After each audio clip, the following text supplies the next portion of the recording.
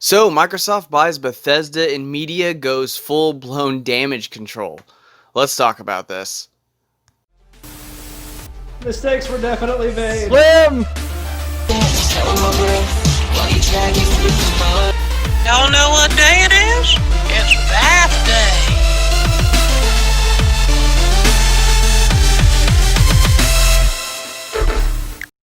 Hey everybody, what is going on? Brandon here. Yes, I'm back uploading on the channel. Sorry guys, my work schedule got really hectic here lately, especially with COVID, and my kids' schools kind of got messed up, so uploading on the channel wasn't really happening. I did do quite a few little videos over on Twitter that were like a minute long, and they did fairly well. If you want to go check those out, I'll have those linked down below. But as for actually uploading here, yeah, I have not uploaded in a while. I'm trying to get back onto a schedule so that I can continue making content for you guys. So, with that being said, let's get started with everything that I want to talk about today. So, unless you've been living under a rock, I'm sure you're well aware of the purchase of Bethesda and ZeniMax and all of those studios by Microsoft. And this is actually a really good thing. I think it's going to be good anyway. This gives a ton of money for studios like Bethesda to actually put into their games, gives them bigger budgets, especially if they're still allowed to have the creative freedom that they've had with their games in the past. This just gives them more money, possibly gives them way more help as far as developing these games goes, and I look forward to some of the collabs that we might see. I think maybe a Halo game done by the Doom devs would be phenomenal. I think I would lose my mind. So I am actually really excited about this. But ever since this happened, media has gone full-blown damage control, which just further proves what I've been saying for a while, that there is a definitive media bias between Xbox and Sony. Big places like IGN, GameSpot, it seems like almost all of them are biased towards Sony. They always want to give good publicity to Sony no matter what. They want Xbox to look bad no matter what. And there's been a few things that have came out that have actually proved this. We had one of IGN's former writers come out and say they put his name on something he didn't actually write in order to maintain their relationship with Sony. So it's been actually ousted by their own writers and stuff that, yes, there is a bias. There is something going on here. I'm gonna guess and say it's money related, or maybe they just don't want to be blacklisted by Sony. Maybe they're scared that if they say something negative to Sony, they won't get review copies of games and free PlayStations, and maybe that's what they're worried about. They want to keep that relationship good. They don't want to lose anything by being negative, so they just are never negative. So following the announcement, the media they went full-blown damage control and started writing up stories and narratives discussing how it would be bad for Xbox to make these games exclusive to the Xbox platform, how they shouldn't do that, basically trying to ease and comfort all the Sony fanboys around the world, that don't worry guys, there's a chance you're not gonna lose Elder Scrolls, you're not gonna lose Fallout or Doom, and you are. Unfortunately, if you are a PlayStation only gamer, you're going to lose out on these games.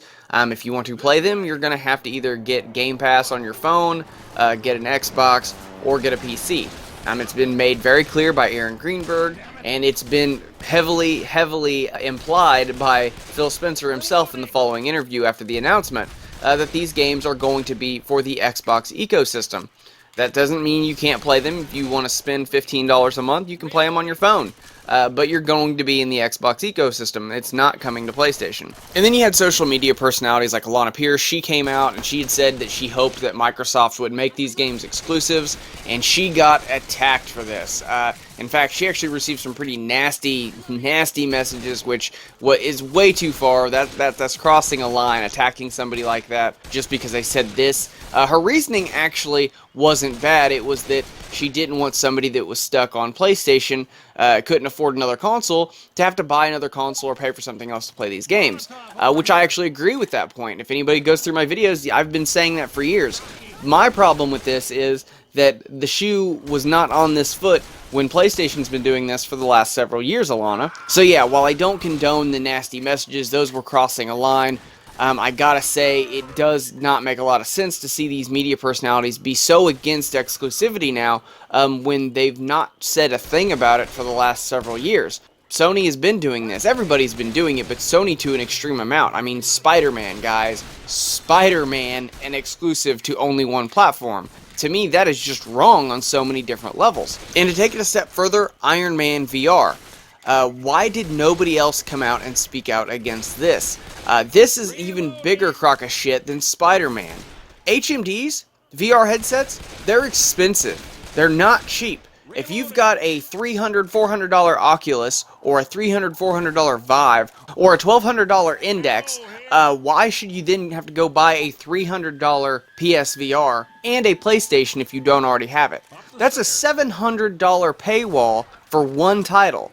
Nobody is going to do that. So you're literally just excluding gamers to exclude gamers. That's not bringing people into your platform, because most people that want to play VR already have VR. Because right now nobody's jumping into VR at all, especially with COVID. Nobody has the money to go drop money on a VR headset. I'm pretty sure the whole user base for VR across all platforms has plateaued as of right now. Will it go up here soon? Yes, it will, especially with the release of the Quest 2, the original Quest getting more affordable, the Rift will be getting more affordable. These things will all start getting more affordable after we recover and our economies all recover from this COVID crisis. But right now, nobody's jumping into VR if they don't already have a VR headset. So all that did was exclude gamers with a $700 paywall for one game. And nobody came out against this. But Microsoft now buying Bethesda and the idea of Elder Scrolls being exclusive, that's crossing the line. Or Doom, or Fallout. All of a sudden, the media is against this, but they've not been against Sony doing it with major characters and franchises for years and years and years and years.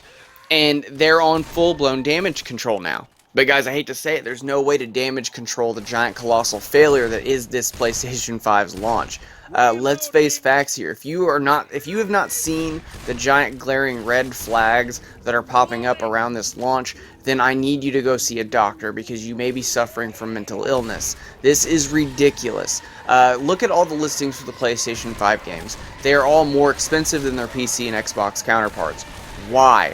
Why is the PlayStation 5 version of this game more expensive than the PC version of the game, which is going to give you way more customizable options and way better performance when everything is said and done? Why is that even a thing? And then you have the expanded storage.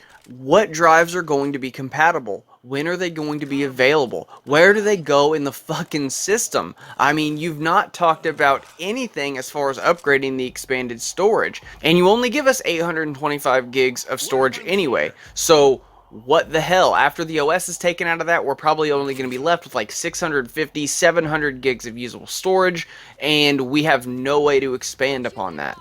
Then you have the inevitable delay. So many people are already getting letters saying that their PlayStation 5 is not coming until 2021.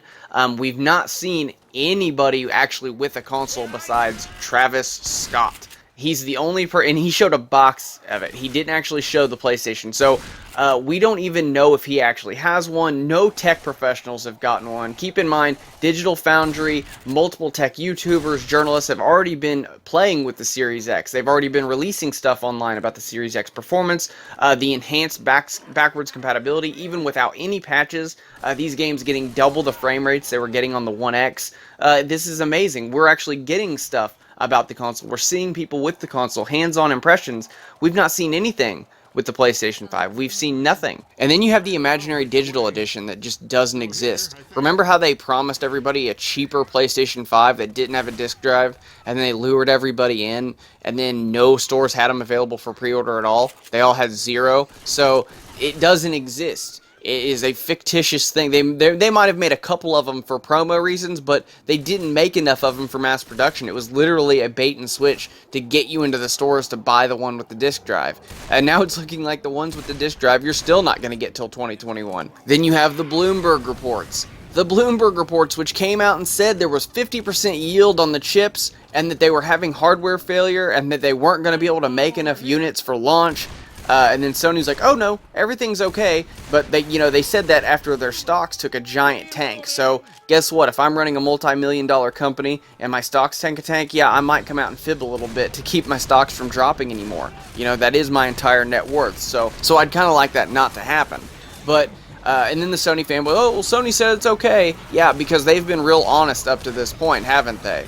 They've been super honest up to this point. Remember when they originally were talking about different backwards compatibility modes, and then it came out that was a lie? And then you guys remember how they said that Horizon Forbidden West and Spider-Man Miles Morales were only going to be possible on the PlayStation 5, and then their stocks took a tank, and then that turned out to be a lie also, and they came out to PlayStation 4. Yeah, they've not been honest with you guys, which is something a lot of us have been saying for a long time, and y'all just keep eating up every word they say. Guess what? Another lie. This SSD is not going to be a game changer. You think it's going to be because they've preached it up and they've held it up. It's not. It really is not going to be that big of a difference.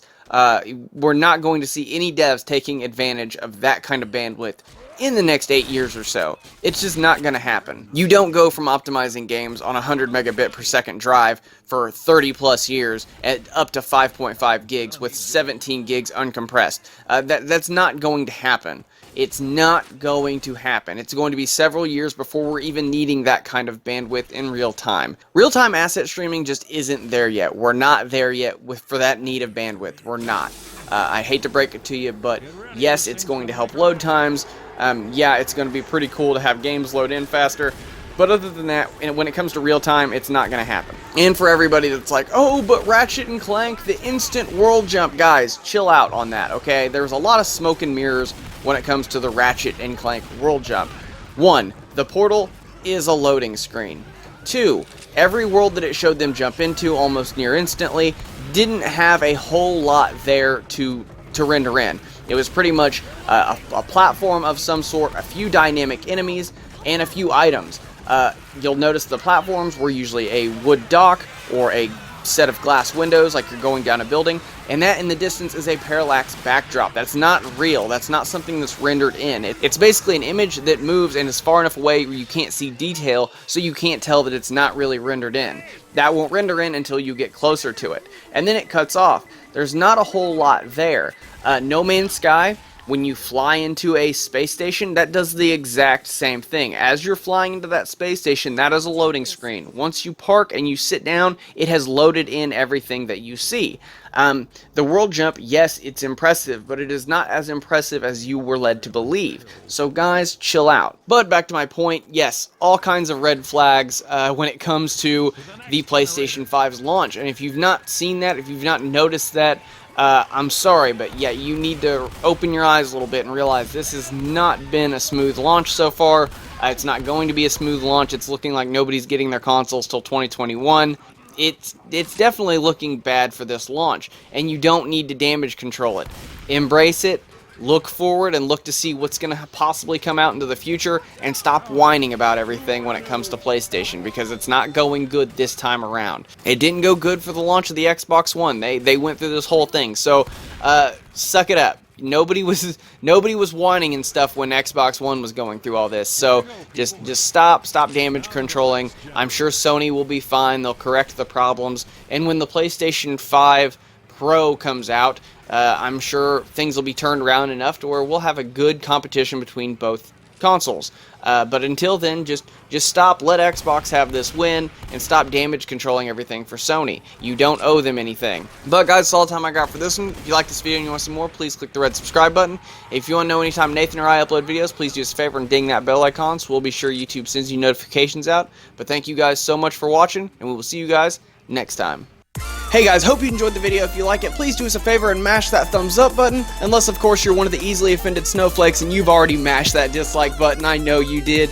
Anyway, check out some of our stuff over on the left. Check out some of our links down below. Thank you guys so much for watching. We'll see you guys next time.